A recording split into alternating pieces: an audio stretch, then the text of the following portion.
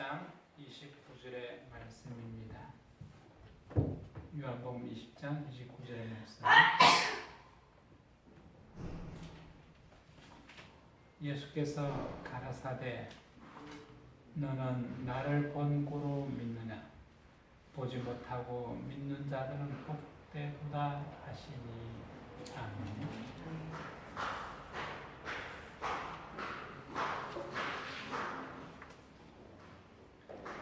사람들은 그 속성상 눈에 보이는 것만을 믿으려고 합니다. 대체적으로 자기가 보지 않으면 잘 안 믿죠. 그래서 증거를 요구를 합니다. 그 증거라는 것은 눈에 보이는 겁니다. 눈에 보이는 것이 도무지 있지 아니하다 그러면 증거로 채택하지도 않습니다. 그러나 이것이 우리들의 믿음에 있어서는 얼마나 큰 장애가 되는지 우리 자신들은 잘 모르고 있습니다. 이 습성이 얻는 중에 믿음의 생활하는 그 속에서도 드러납니다. 그래서 자기가 직접 보지 않은 것에 대해서는 대체적으로 수긍하지 않으려고 하죠. 세상적으로 경험한 그 경험에 바탕한 사실들이 성경에 기록되어 있을 때는 잘 받아들입니다. 그러나 도무지 세상에서 경험해보지 못한 일들이 성경에 기록되어 있으면 안 받아들입니다. 어떻게 홍해가 갈라지느냐고, 어떻게 예수가 물 위로 걸어올 수 있느냐, 그리고 베드로가 그 물 위로 걸어간 것조차도 못 믿습니다. 사람으로서 자기가 직접 보고 경험한 그 사실 중에 물 위로 걸어간 사람이 아무도 없기 때문에 그렇습니다.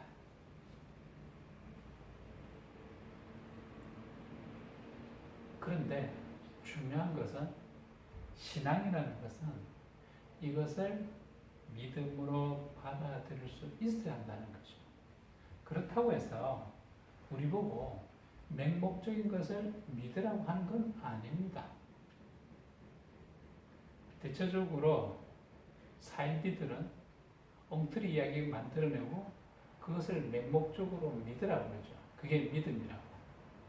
그런 것들과는 차원이 완전히 다릅니다. 이것을 분명하게 구별할 줄 알아야 됩니다. 신앙에도 반드시 절제가 필요합니다. 무분별하게 모든 것을 그냥 덥석 받아들이는 것, 이것은 결단코 바람직한 일은 아닙니다. 그렇다고 하면 홍해가 갈라지고 물 위로 걸어오시는 예수님, 우리는 그럼 무턱대고 받아들일 것인가? 그건 무턱대고 받아들이는 그 사실하고는 완전히 차원이 다른 이야기입니다. 그 사건들은 어디까지나 우리의 구원과 굉장히 밀접하게 연관되어 있는 비밀스러운 이야기들입니다. 이것을 바르게 깨달을 때 우리는 그 사실들을 온전한 믿음으로 받아들일 수가 있게 되죠. 그것은 맹목적으로 믿는 것과는 전혀 차원이 다릅니다. 예수가 부활했다는 사실, 사람이 죽었다가 다시 살아온 그런 예, 좀처럼 보기 힘듭니다. 물론 의학적으로 죽었다고 선언이 됐는데 그런 사람이 심장이 다시 뛰고 그래서 살아났다 하는 그런 이야기들이 가끔씩은 나옵니다. 그러나 완전히 썩은 3일이나 지나서 그 정도 지났다고 하면 도무지 불가능한 이야기죠. 그런 상태에 있었던 자가 살아 돌아왔다는 사실, 이걸 믿을 수 있느냐는 겁니다. 도마도 그랬습니다. 우리 중에 한 사람처럼 그도 예수가 부활했다고 했을 때 도무지 못 믿겠다. 증거를 요구합니다. 내가 그 예수를 직접 만져보지 아니하고는, 또 창자국에 찔린 그 상처를 만져보지 아니하고는 내가 못 믿겠다. 이 보통 사람들의 생각입니다. 정상적인 생각입니다. 요한복음 20장 24절에 이렇게 기록하고 있습니다.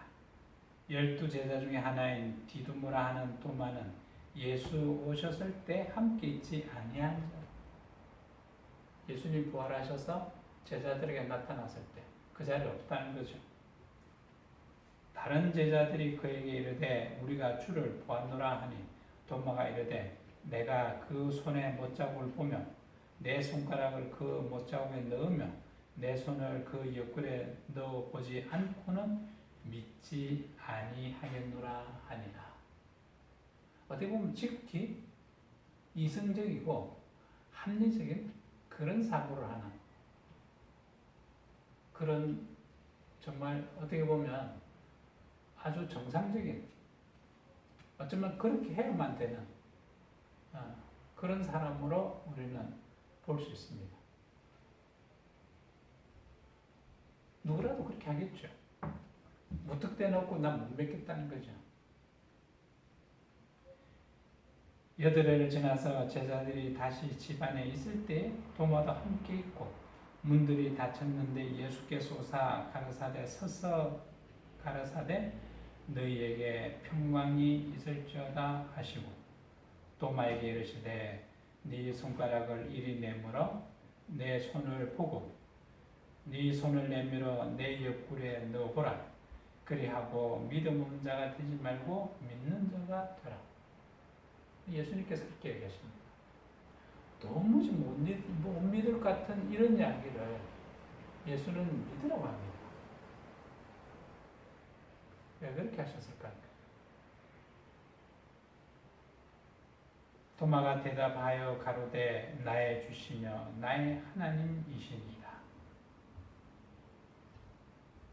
이 경우에 있어서는 이단들, 사이비들이 이야기하는 것처럼 엉터리 같은 이야기 만들어내놓고 무조건 맹목적으로 믿어라 하는 것하고는 전혀 차원이 다른 그런 것에 대한 이야기입니다. 오늘 부활하신 주님을 믿는다라는 것은 우리가 곧 부활하게 될 것, 내가 구원받게 될 것에 대한 확신입니다. 이것을 믿지 못한다라는 것은 나의 구원에 대한 부정이요, 그리고 내가 다시 살지 못하는, 그래서 영원히 천국 백성이 되지 못하는 그 시초가 됩니다. 그래서 부활하신 주님을 우리가 반드시 믿어야 되는 것은 내가 구원받은 자의 반열에 서기 위한 첫 번째 조건입니다. 그래서 주님께서는 믿음 없는 자가 되지 말고 믿는 자가 되라고 말씀하신 겁니다. 내가 너를 구원하기 위해서 이 땅에 왔고, 그리고 내가 십자가에서 죽었고, 또 너를 살리기 위해서 내가 이렇게 부활했는데 이것을 믿지 않는다고 하면 하나님 하신 모든 일들이 헛사가 되는 거죠. 얼마나 참 황당한 이야기가 되겠습니까? 하나님은 결단코 후원하시는 하나님이 아니시요, 그리고 부질없는 짓도 하시는 그런 이도 아니십니다. 절대적으로 반드시 나를 살리실 하나님이시기 때문에 하나님께서는 이 도마의 이런 생각을 꾸짖으시는 겁니다. 20장 29절에 예수께서 가르사대 너는 나를 본고로 믿느냐? 보지 못하고 믿는 자들은 복되도다 하시니라. 그래서 우리의 믿음이라는 것은 현재에 속한 것이 아니라 미래에 속한 것, 아직 이루어지지 않은 것에 대한 그 믿음이기 때문에 보면 믿겠다라는 생각을 가지면 우리는 결단코 온전한 믿음에 이룰 수 없습니다. 온전한 믿음에 이르지 못한다는 것은 내 구원이 실현되지 못한다 이런 이야기입니다. 구원받을 수 없다 이런 이야기죠.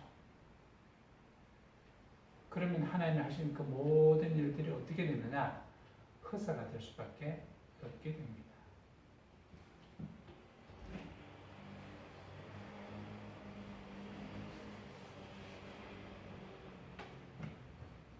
오늘 주님께서 말씀하신 것은 현재에 속한 것이 아니라 미래에 속한 것. 그래서 보이는 것이 아니라 보지 못하는 것에 대한 믿음을 갖는 것. 이것이 얼마나 중요한 것인가에 대한 가르침입니다. 실제로 예수님이 이 부활하시고 성천하신 후에 사람들 중에 예수는 단지 사람이다.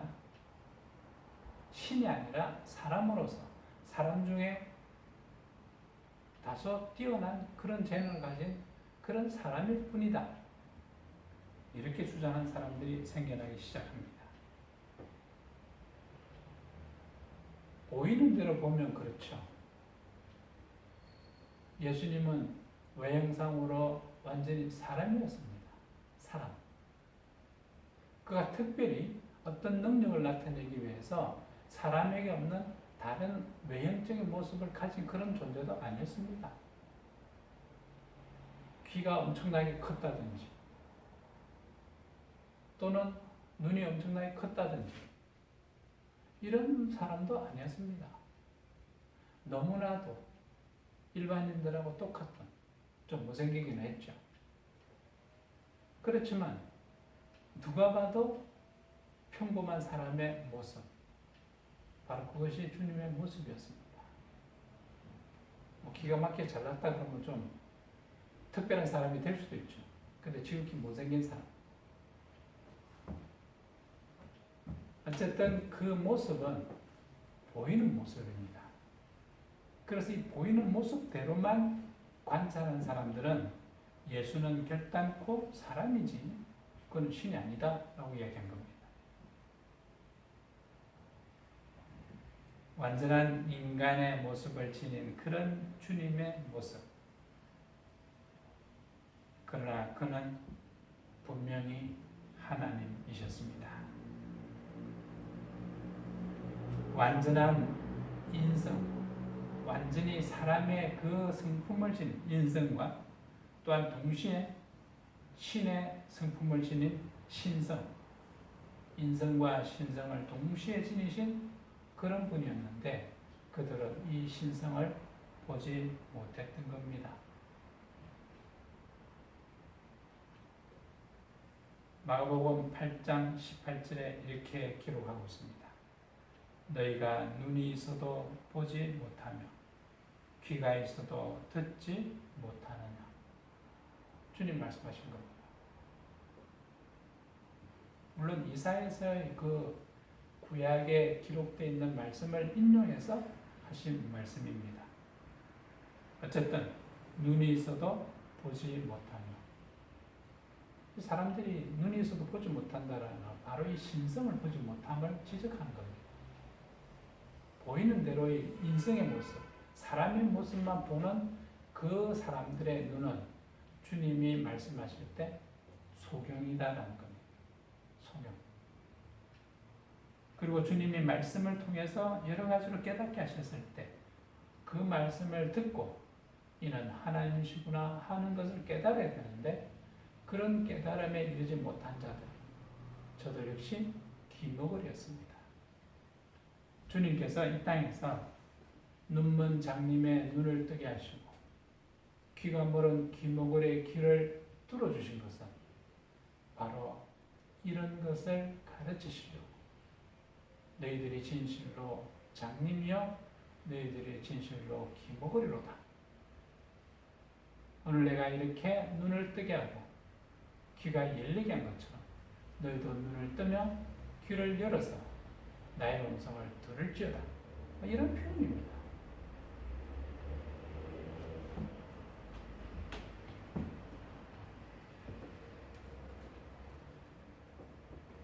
이제 보이는 것만 중시한 그 대표적인 그런 족속들. 그때 당시에 사두개인들이 그렇습니다. 사두개인들은 부활을 안 믿습니다. 현재만 생각하는 그런 족속들입니다. 유대인들 중에 크게 여러 개의 분파가 있는데 그 중에 한 분파를 이루는 것이 사두개인들입니다. 그래서 이 사두개인들은 바리새인들은 부활을 믿죠. 근데 이 사두개들은 부활을 인정하지 않기 때문에 현세에 집착하는 그런 족속들이었습니다. 그러다 보니까 현세에서 어떻게 잘 살까? 그래서 대제사장들과 그리고 유대인들 중에 보면 상류층에 해당되는 사람들이 이 사두개인들이었습니다. 그는 오로지 현실만 중시하는.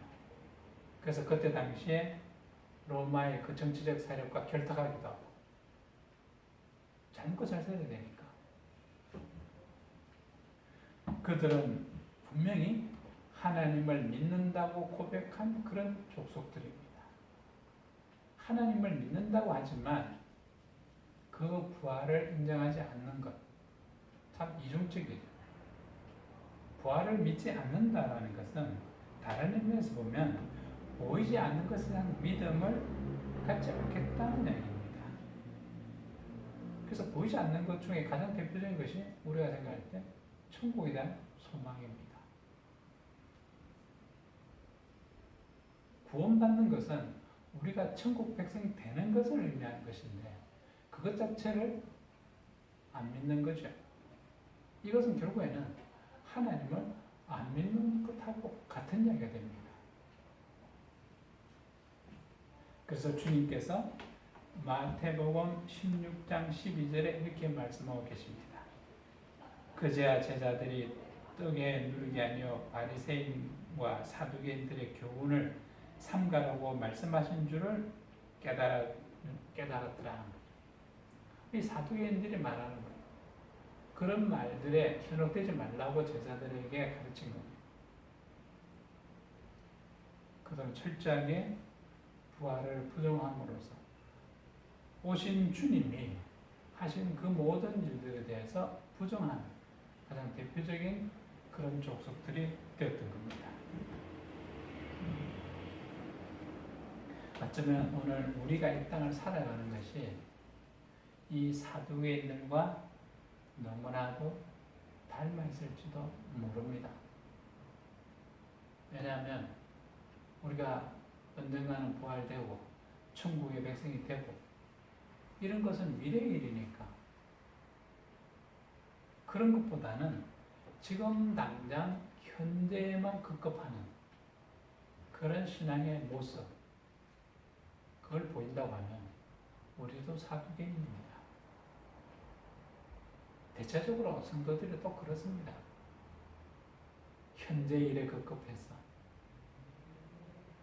어떤 사람들은 먹고 사는 문제가 급한 문제이기 때문에 그래서 주일날 가게 문을 닫지 못하고 가게 문을 열어야 된다고 그렇게 하는 것은 바로 사두개인들과 같은 겁니다.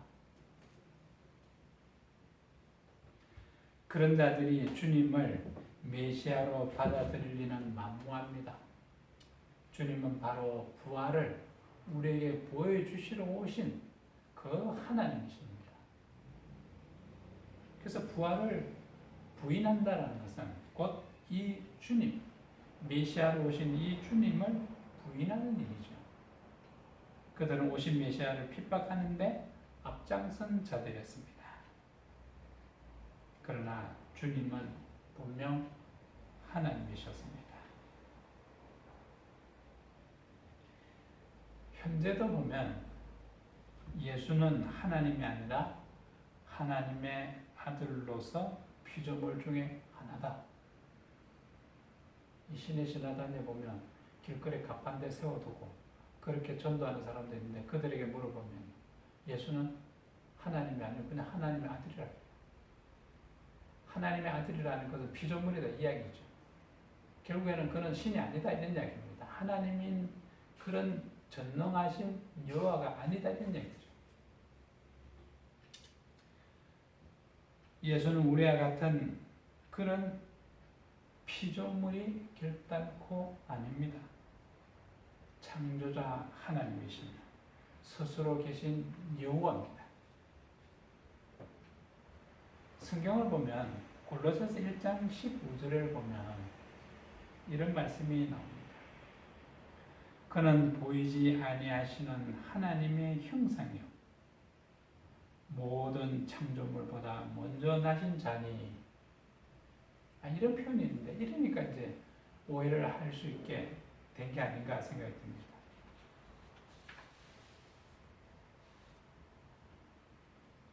그는 보이지 아니하시는 하나님의 형상이요 라는 것은 예수님의 겉모습이 하나님이다 이런 게 아닙니다. 그가 이 땅에 오셔서 하신 모든 사역하신 그 속에 드러난 그 모든 은혜로운 일들, 이것이 하나님의 속성을 그대로 드러냈다 이 이야기입니다. 사람은 자꾸 보이는 것을 집착을 하죠. 그래서 예수가 이 땅에서 살았던 그 외형적인 모습, 그 모습을 통해서 우리가 하나님을 본다 이렇게 생각하면 참 곤란한 이야기 됩니다. 그것이 아니라 우리에게 보여지는데 그가 이 땅에 생하신 모든 사역하심, 그건 우리에게 보여진 거죠. 그렇게 보여진 일들이 하나님의 속성을 그대로 나타낸 거라는 겁니다. 그런 의미에서 그는 하나님의 형상이라는 겁니다. 그가 이 땅에서 온전하신 사랑을 드러냈습니다. 우리를 살리시려고. 우리를 얼마나 사랑했으면 자신의 목숨까지 아낌없이 내어놓으시고, 그리고 쉽게 죽는 것이 아니라 십자가의 그 모진 고통을 당하면서 죽으신 그 행위, 이것은 하나님의 완전하신 사랑을 그대로 드러내 보이신 사역입니다. 그런 면에서 그는 하나님의 형상이시다라고 할 수 있는 겁니다.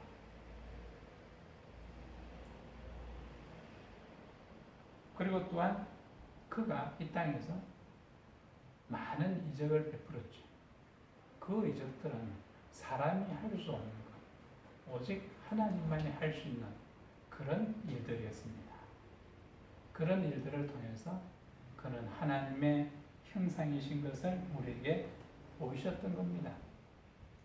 그리고 모든 창조물보다 먼저 나신 자니, 바로 이 부분이 오해를 일으키는 부분입니다.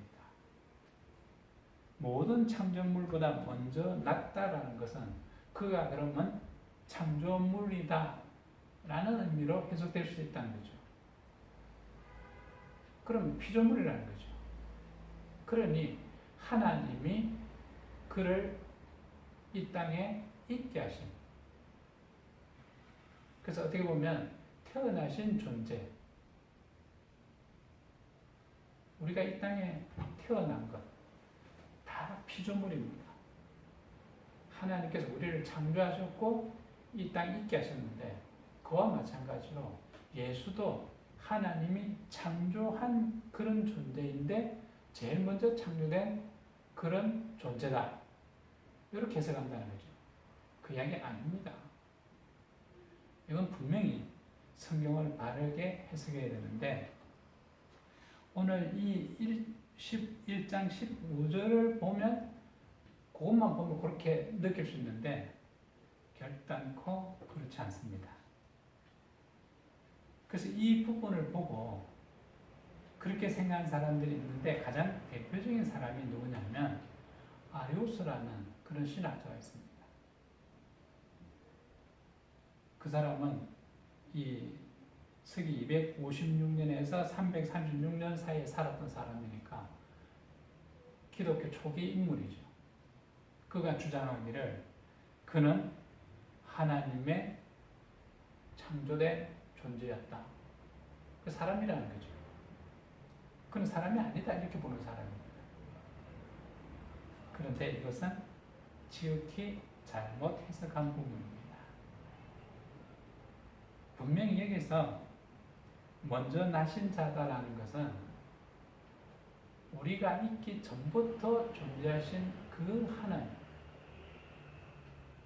그래서 어떻게 보면 이 성부 하나님, 성자 하나님, 성령 하나님의 이 삼일체에 있어서 이 예수는, 즉 성자 하나님은 삼위일체 하나님의 내향적 사용에서 성부 하나님이 성자 하나님을 발생한 결과이지 창조 행위가 아닙니다.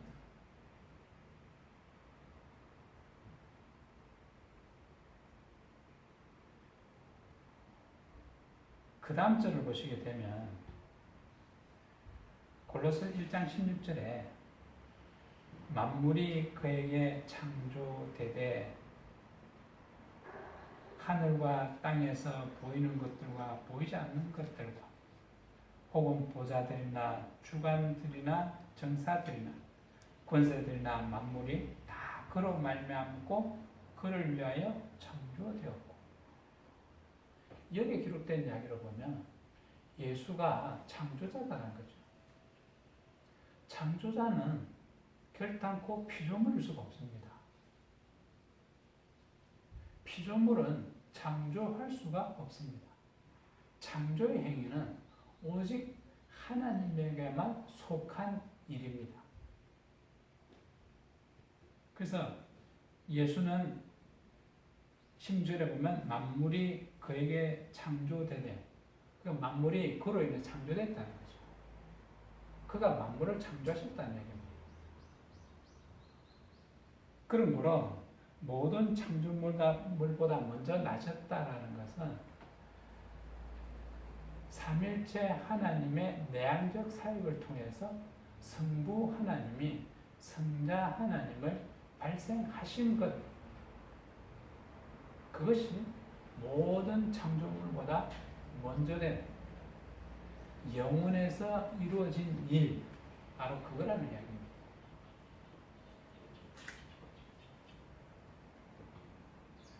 그래서 하늘과 땅에서 보이는 것들과 보이지 않는 것들과, 자, 여기 이제 보이는 것과 보이지 않는 것들이 나오는데, 보좌들이나 주관들이나 정사들이나 권세들이나 만물이 다 그로 말미암고 그를 위하여 창조되었다. 이 모든 구속사의 모든 계획하심과 그리고 행하심이 우리 주 예수 그리스도를 통해서 이루어지고 완성된다는 얘기죠. 결국에는 예수께서 천국의 주관자가 되신다, 이런 이야기입니다. 우리를 천국으로 불러 올리실 바로 그 주체자가 되신다, 이런 이야기입니다. 주인입니다.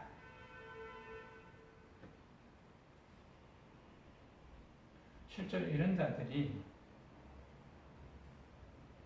초대교회 그 시절에 많이 있었습니다.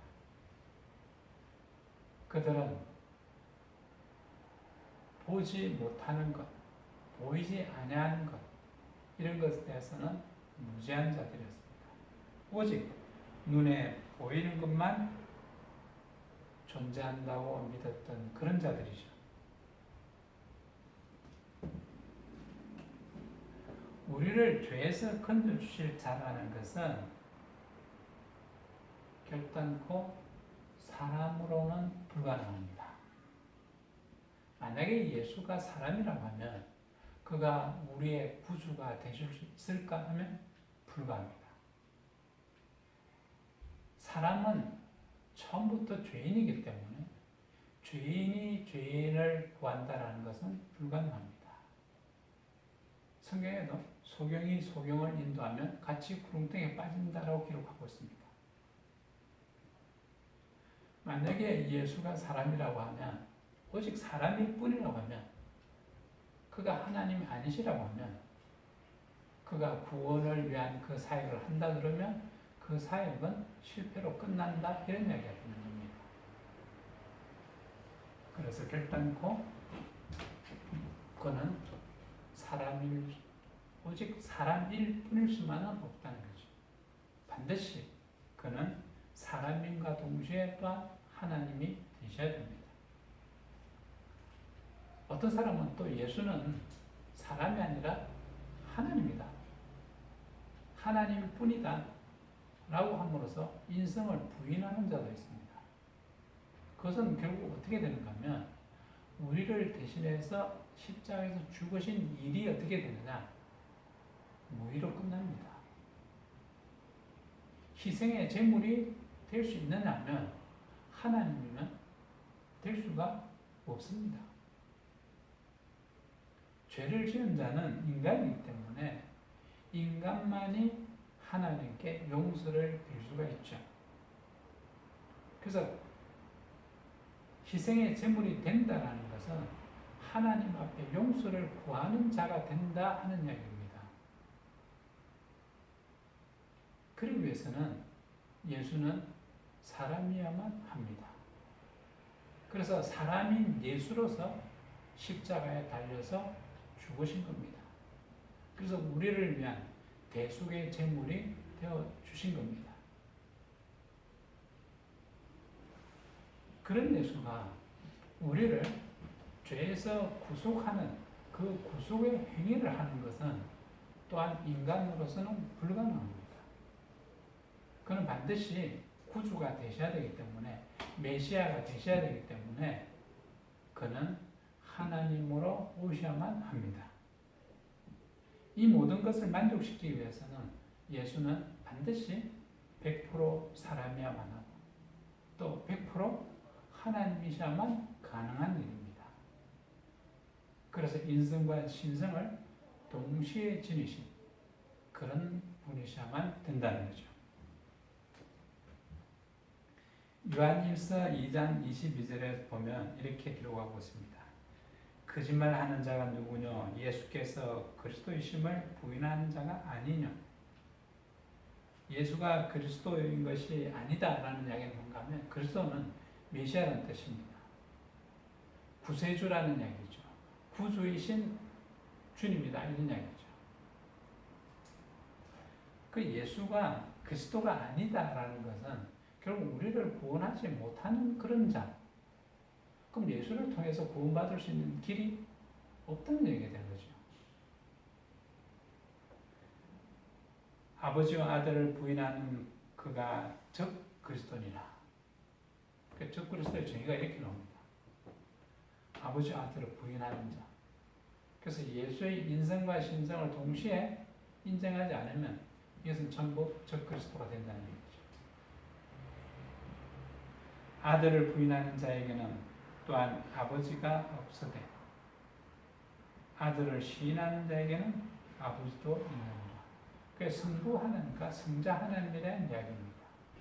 삼일체 하나님은 우리를 구원하시기 위해서 정말 기가 막히게 사역을 분담하셨습니다. 성부 하나님은 우리의 창조에 대한 모든 것을 계획하셨고 그리고 우리가 죄를 범했을 때 우리를 벌하실 것을 계획하신 분입니다.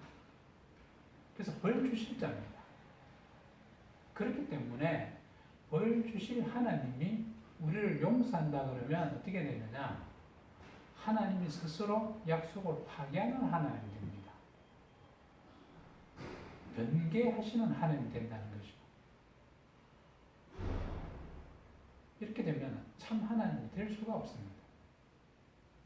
그렇기 때문에 성부 하나님은 우리를 벌하실 그 사역을 담당하시고 그리고 우리를 살리신 우리를 죄에서 건져주셔서 죄에서 해방시켜 주실 그 하나님이 바로 성부 하나님이 아니라 성자 하나님이 되는 겁니다.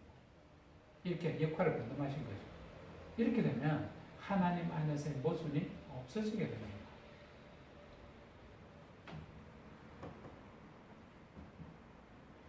요한일서 2장 24절에 너희는 처음부터 들은 것을 너희 안에 거하게 하라.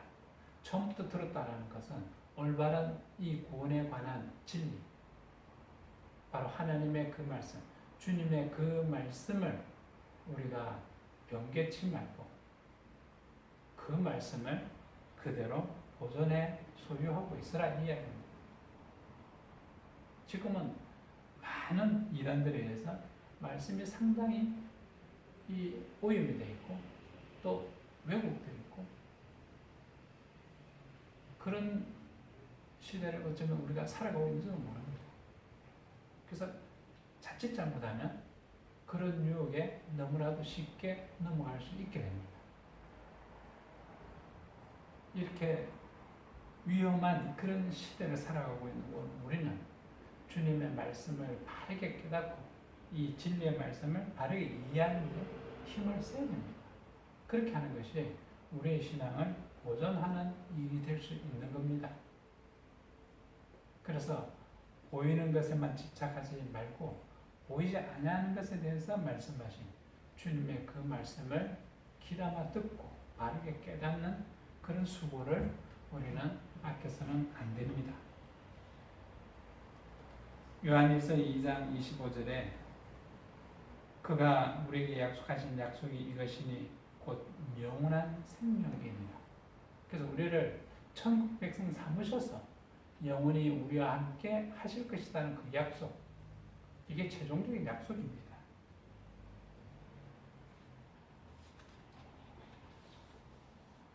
분명히 예수님께서는 만물을 창조한 그 당사자로서 그의 능력과 그 신성을 분명히 드러내 보이셨습니다. 실제로 주님이 사역하시는 그때 주님께서는 바다를 잠잠케 하셨고 폭풍 막 칠 때 제자들이 무서웠을 때 우리가 빠져 죽겠구나 할 때 그때 주님이 꾸짖음으로 그 바다가 잠잠하게 되는 그런 현상을 우리가 성경에서 분명히 발견합니다. 이건 무슨 얘기냐면 그가 진실로 창조자 하나님이시다라는 것은 증거입니다.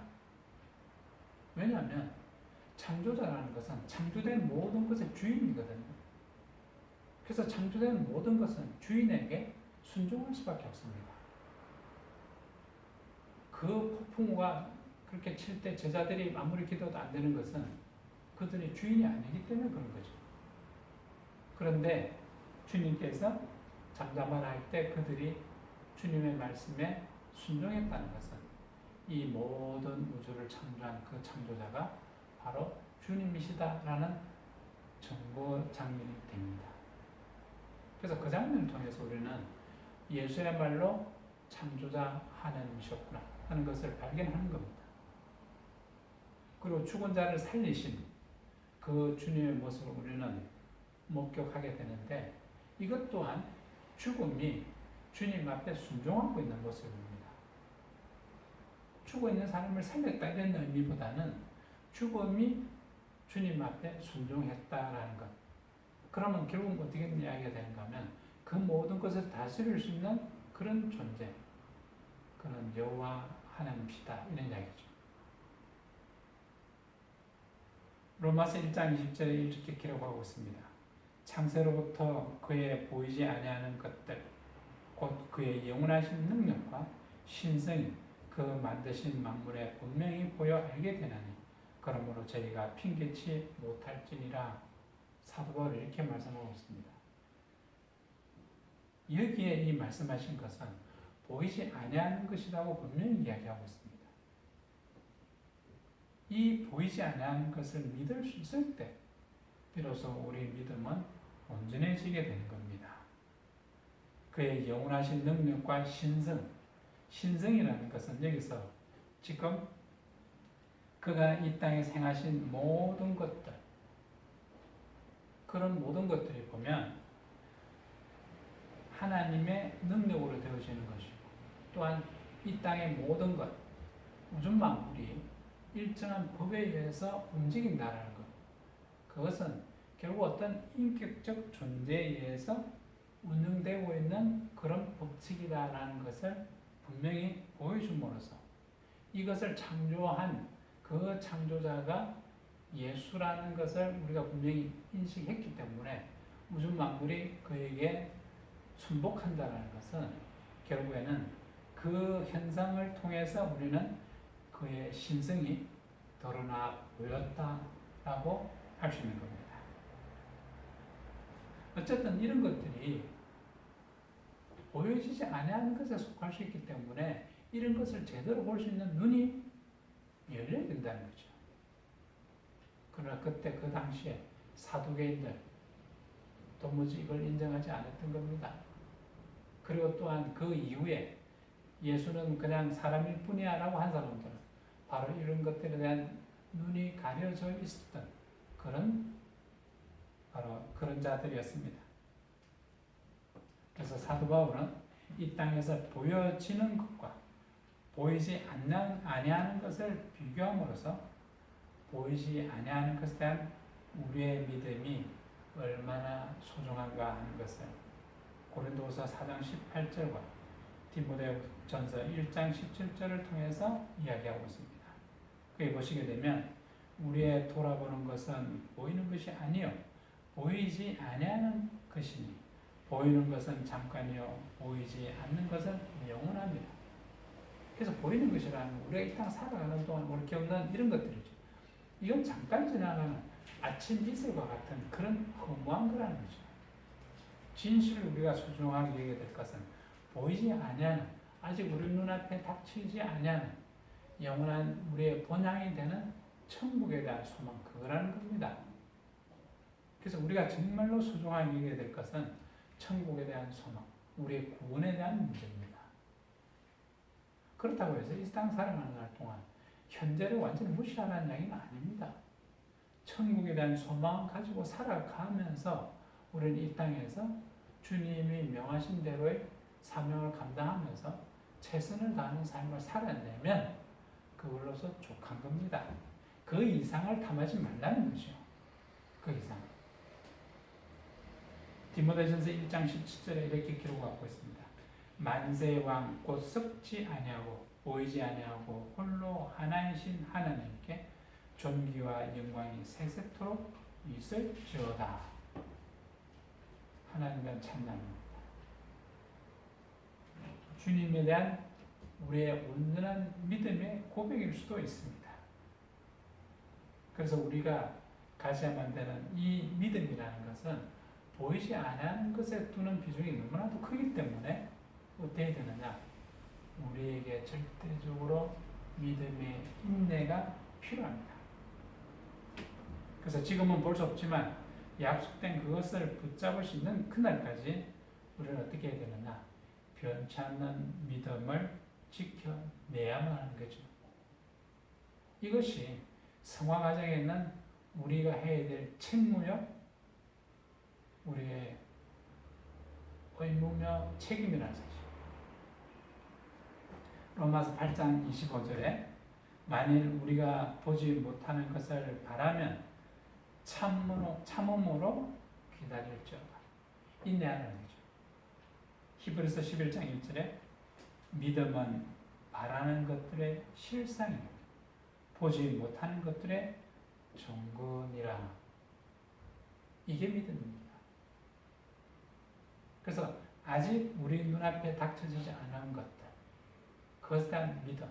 이것은 아까도 말씀드렸듯이 사이비들이 이야기하는 그런 허무맹랑한 그런 것을 믿으라는 것이 아니라 주님이 이 땅에 오셔서 우리에게 보여주신 그 참된 진리, 그것에 대한 확신과 그것으로 인해서 언젠가 이루어질 미래의 그날에 대한 확신, 그것을 갖고 살아가라는 겁니다. 그게 믿음입니다. 그래서 그런 믿음이라는 것은 바라는 것들에 대한 실상이라는 얘기입니다.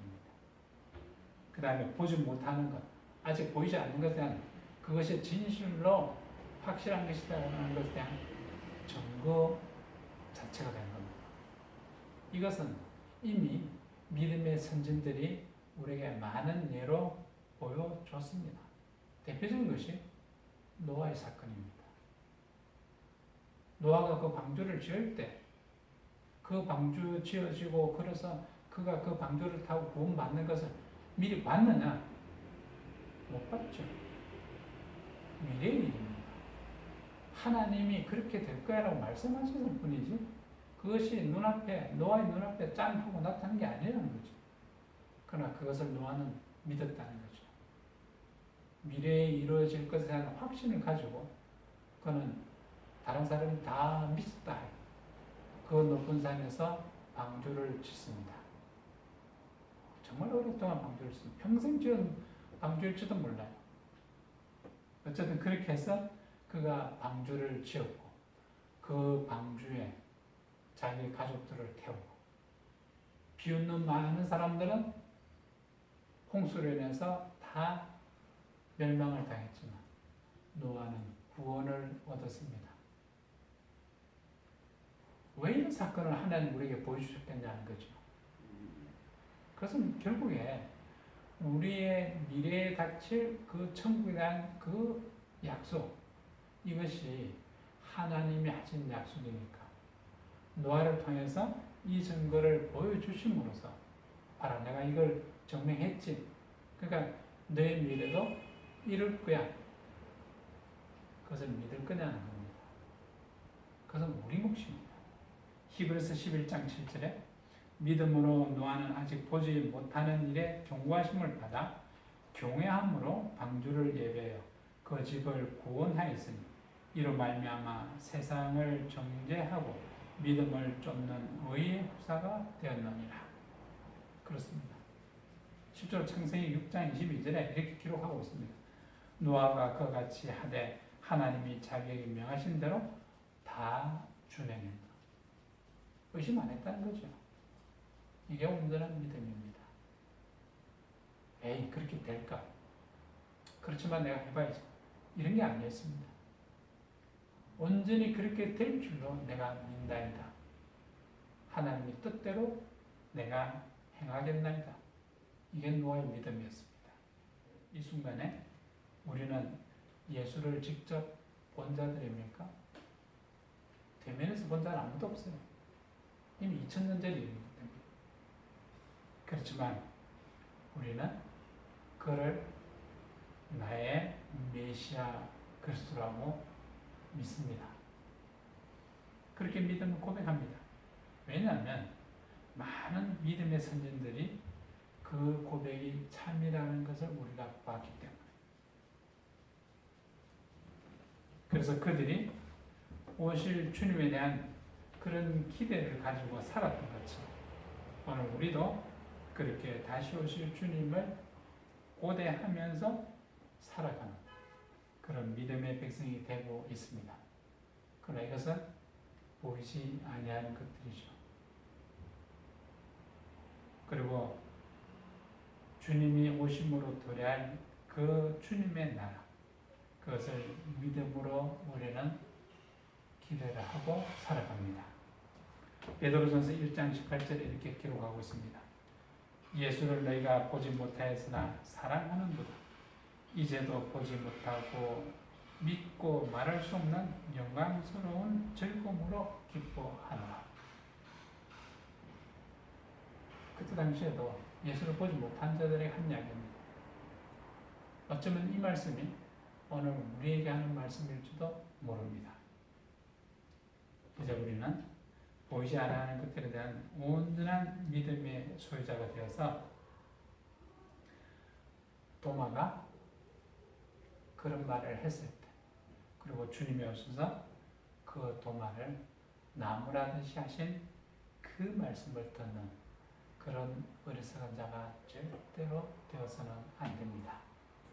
도마가 이야기한 그것은 합리적으로 이야기한 그런 것이 아니라 믿음 없는 자의 모습이라는 것을 우리는 기억해야 됩니다. 주님이 하신 그 모든 말씀에 대한 온전한 신뢰, 그 신뢰를 가지고 주님의 그 말씀에 대한 변치 않는 믿음을 소유하는 여러분이 다 되시기를 축원합니다. 기도하겠습니다.